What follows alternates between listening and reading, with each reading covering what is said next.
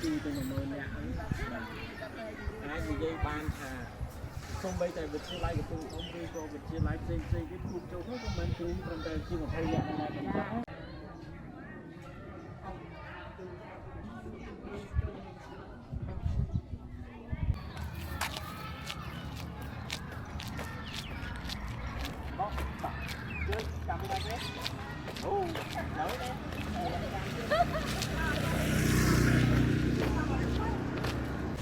bà premier tư test nation bà xung group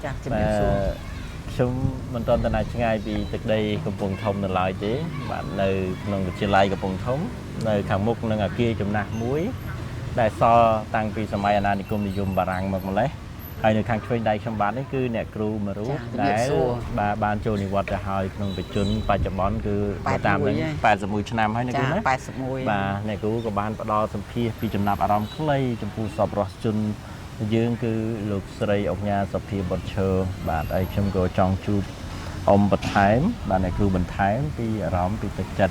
này này cứu ai bị chạm bàn tí này bị ba chấm bón ní này cứu phần niêm ấy chung ấy đấy bạn nhóm chua nè cung khe ma bị chun mà đấy 81 chấm nào đấy 81 ហើយ ba chấm bón nơi nào thế này cứu ថ្ងៃខ្ញុំនៅនឹងកញ្ចាប់ភូមិកញ្ចាប់ហ្នឹងសកាត់អាចារ្យលក្ខ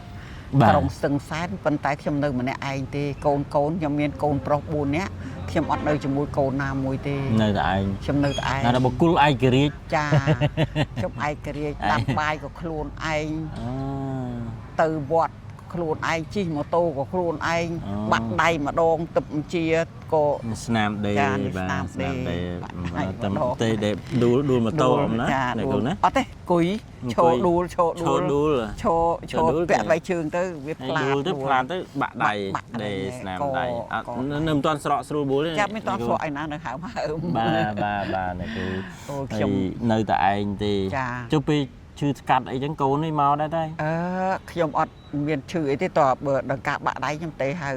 កូនដែរទេហៅគេទៅគេប្រើឲ្យទៅនេះទៅពេទ្យទៅខ្ញុំក៏បាទដល់គេដឹងថាខ្ញុំបាក់ដៃហើយបានគេជូនទៅពេទ្យបាទបាទមិនបាទអត់នៅជាមួយកូនទេគូខ្ញុំនិយាយទៅខ្ញុំអត់ទៅចេះនៅជាមួយគេដោយសារខ្ញុំអត់ចេះបង្ហើគេព្រោះកាលណាយើងនៅជាមួយគេយ៉ាងហោចក៏យើងត្រូវធ្វើការដែរបាទបើខ្ញុំខ្ជិលមែនយេថាខ្ជិលណាស់ទៅធ្វើអ្នកគ្រូកើតអត់ទេយើងនៅខ្លួនយើងអត់ប្របាក់អារម្មណ៍នឹងខ្លាចចិត្តខ្លាចថ្លើមគេមួយយ៉ាងគេក្មេងគេក្មេងយើងចាស់តាមតាយើងចាស់វាមិនដែលទៅស្អាតទេណាគេឲ្យយើងគេធុញទ្រាន់យើងមួយយើងយល់អញ្ចឹងចាយើងកុំឲ្យគេធុញទ្រាន់គេចង់ទៅណាមកណាអីគេក្មេងគេទៅវឹងទៅបាទអូតែហ្នឹងមកពីអារម្មណ៍អ្នកគ្រូទេបើថាឬអារម្មណ៍ខ្ញុំជាកូនបានម្ដាយនៅជាមួយនឹងជាមលុបទេពូនិយាយមកត្រង់រាល់ថ្ងៃក៏នៅជាមួយម្ដាយដែរហើយក្នុងចំណោមរយៈពេល30ឆ្នាំមកនេះដែលសាច់ចេញពីផ្ទះហ្នឹងវាចូលភាគច្រើនវាជិត30ឆ្នាំហើយចេញពីផ្ទះហ្នឹងណាទើបតែប្រហែលខែចុងក្រោយនេះខ្ញុំអាចមានម្ដាយមកនៅជាមួយមានអារម្មណ៍ថាកក់ក្ដៅដែរចាបាទអញ្ចឹងណាគឺអារម្មណ៍កូនវាផ្សេងគ្នាថាបានខ្ញុំកូនប្រុសទាំងអស់សពថ្ងៃអ្នកគ្រូអត់រស់នៅជាមួយជួបជុំកូនចៅទេចាខ្ញុំនៅតែឯងនៅតែឯងហើយឈឺស្កាត់អីទេឈឺលេបថ្នាំទៅតែអត់មានបញ្ហាជំងឺរ៉ាំរ៉ៃអីទេពីម្ចាស់អត់មានទេសុខភាពល្អចាសុខភាពខ្ញុំធម្មតាអត់អីទេបាទនេះគ្រូបាទចាហើយចុះកូនចៅនៅឆ្ងាយឬក៏នៅក្បែរនៅទេមាននៅត្រឹមចិត្តជាងគេបំផុតនៅស្ទូងអូបាទនេះគ្រូបាទចាហើយក្រៅពីនោះនៅភ្នំពេញហើយមួយនោះនៅកៅផុសអុកញ៉ាម៉ុងរទ្ធីនោះខេត្តពិសេនុចាបាទនៅឆ្ងាយដែរណាគឺណាហើយរាល់ថ្ងៃនេះនៅតែម្នាក់ឯងទេឈឺស្កាត់អីមិនជាឈឺអីទេកុំហៅកុំហៅកុំរំលឹកនឹកដើមមកណាគឺណាអូយើងតាំងចិត្តថាយើងព្យាយាមថាឈឺយើងត្រូវចេះខ្លួនយើងបាទឈឺរបៀបម៉េចបើឈឺល្មមថាចុកដៃចុកជើងដាក់ថ្នាំទៅបាទបើថាវារៀងចង់គ្រុនដាក់ថ្នាំគ្រុនទៅបាទអរគុណអ្នកគ្រូឥឡូវនេះដឹងស្រាប់ហើយថា សប្បុរសជនរបស់យើងលោកស្រីសុភាបុត្រធ្លាប់ជាសិស្សរបស់អ្នកគ្រូ អត់ទេអត់ជាសិស្សទេប៉ុន្តែប្រហែលបើផ្ទះម្ដុំផ្ទះគាត់ប្រហែលជាដូចថាខ្ញុំនេះលោកគ្រូខ្ញុំប្រហែលជាគេជួនកាលគាត់ស្គាល់តាមរយៈដូចថាលោកគ្រូខ្ញុំគាត់នាយករងកាលមុនណាដឹងណាចាហើយគាត់គេស្គាល់ច្រើនគាត់នឹងឲ្យខ្ញុំនឹងខ្ញុំបង្ហាត់ដំបូងផាត់នៅស្ទូងទេហើយដល់ខ្ញុំមកចូលនៅនេះខ្ញុំបង្ហាត់ភាសាបារាំងបានមួយឆ្នាំក៏2ឆ្នាំទេហើយទៅខ្ញុំទៅបង្ហាត់ពាក្យកណ្ដាលរៀបរយទៅយ៉ាងណាក៏ដោយគឺមិនចំណែននេះប៉ុន្តែសរសើរសំណាងលោកគ្រូអ្នកគ្រូនៅខេត្តកំពង់ធំនេះតែម្ដងខ្ញុំក៏ទៅសើរសំណាងដែរខ្ញុំមិននឹកឃើញខ្ញុំនឹកឃើញថារឿងអីអានេះគេថាបុណ្យដល់បុណ្យដល់ហ្មងនេះបុណ្យដល់ហ្មងនេះពពុំមិនមែនចិត្តតែមានបុណ្យទាំងអស់គ្នាទេចាត្រូវហើយឥឡូវគិតមើលគ្រូលោកគ្រូអ្នកគ្រូមកស្រុកខ្មែរហ្នឹងតើមានគ្រូប្រមាណអ្នកគ្រូប្រមាណអ្នកដែលមានឱកាសទទួលបានថវិកា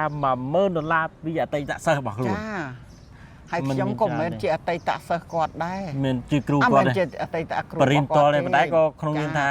នៅក្នុងសាលាតែមួយចាក៏ក្នុងសាលាហ្នឹងបាទគ្រូបាទប៉ុន្តែហើយសាលាហ្នឹងក៏ខ្ញុំមិនបានបង្ហាត់ដែរទេការពិតទៅលោកគ្រូខ្ញុំទេអ្នកនៅបង្ហាត់នឹងតាំងពីដំបូងគ្នាណាប៉ុន្តែខ្ញុំគ្រាន់តែប្រពន្ធគាត់ឲ្យខ្ញុំមកបង្ហាត់ភាសាបារាំងតិចតួចជាមួយនឹងកន្លែងហ្នឹងបាទនៅទុកអាដែងដែលគាត់ជូនកញ្ចប់តែ1000នេះដក100ទៅដាក់បើកអាកណនីណាហើយទៅលេងអីយើងឲ្យទៅថតបានបញ្ហាព្រោះខ្ញុំនៅតែនឹងភ្លៀងនេះឥឡូវអ្នកគ្រូមានអ្វីជាពាក្យពេចន៍ថ្លែងអំណរគុណទៅកាន់សប្បុរសជនយើងបាទ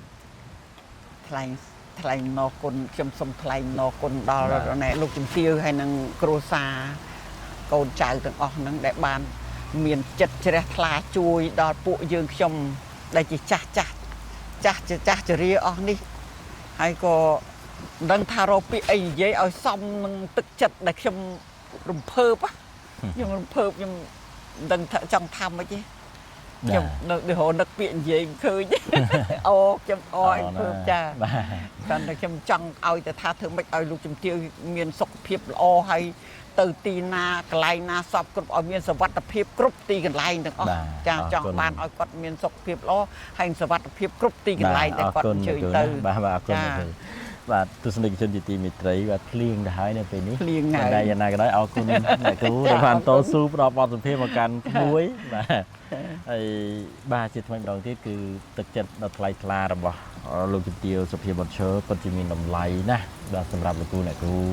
ដែលបានទទួលបាទដូចខ្ញុំបញ្ជាក់ឲ្យជាក់ទីថាបាទលោកគ្រូគឺជាអ្នកគ្រូក្តីអាចនិយាយបានថាបុណ្យរបស់យើងដល់ហើយបាទទទួលបានបុណ្យហើយអញ្ចឹងគឺចាត់ចែងឲ្យបានល្អសម្រាប់ការរស់នៅជាតិនេះបាទហើយជាតិខាងមុខគឺជារឿងមិនតបមិនសមដែលយើងមិនបានដឹងថាតើនឹងទៅជាអីទេបាទធ្វើបុណ្យក៏យើងត្រូវតែធ្វើប៉ុន្តែធ្វើដោយបញ្ញាបាទអញ្ចឹងបានយើងបានបុណ្យហើយយើងបានរស់នៅល្អនៅក្នុងជាតិនេះបន្ថែមទៀតបាទអញ្ចឹងជាគោលបំណងរបស់ម្ចាស់ជំនួយគឺអង្គការសុភាបុត្រឈើលោកចង់ឃើញលោកគ្រូអ្នកគ្រូដែលធ្លាប់មានគុណូបការៈចំពោះខ្លួនចំពោះវិស័យអប់រំចំពោះសង្គមជាតិនេះមានជីវភាពរស់នៅបានសមរម្យច្បាស់ណាស់នៅពេលបច្ចុប្បន្នគាត់មិនទាន់អាចជួយបានទាំងអស់នោះទេប៉ុន្តែតាមការបដិញ្ញាចិត្តរបស់លោកជំទាវអង្គការសុភាបុត្រឈើគឺគាត់នឹងខិតខំជួយទៅតាមលទ្ធភាពបន្ថែមទៀតដើម្បីធ្វើឲ្យជីវភាពរបស់លោកគ្រូអ្នកគ្រូនៅតាមមូលដ្ឋានផ្សេងទៀតកាន់តែល្អប្រសើរបើកាលណាជីវភាពរបស់គ្រូល្អប្រសើរបាទគាត់មានពេលមានគុណវុឌ្ឍិគ្រប់គ្រាន់បាទសម្រាប់ការផ្ដល់ចំណេះដឹងផ្ទេរចំណេះដឹងទៅកាន់សិស្សានុសិស្សដែលជាសសរទ្រូងនៃប្រទេសជាតិយើងនាពេលអនាគតបាទបទសម្ភាសន៍ខ្លីនៅពេលនេះសូមបញ្ចប់ត្រឹមតែប៉ុណ្ណេះអរគុណគ្រប់លាបាទ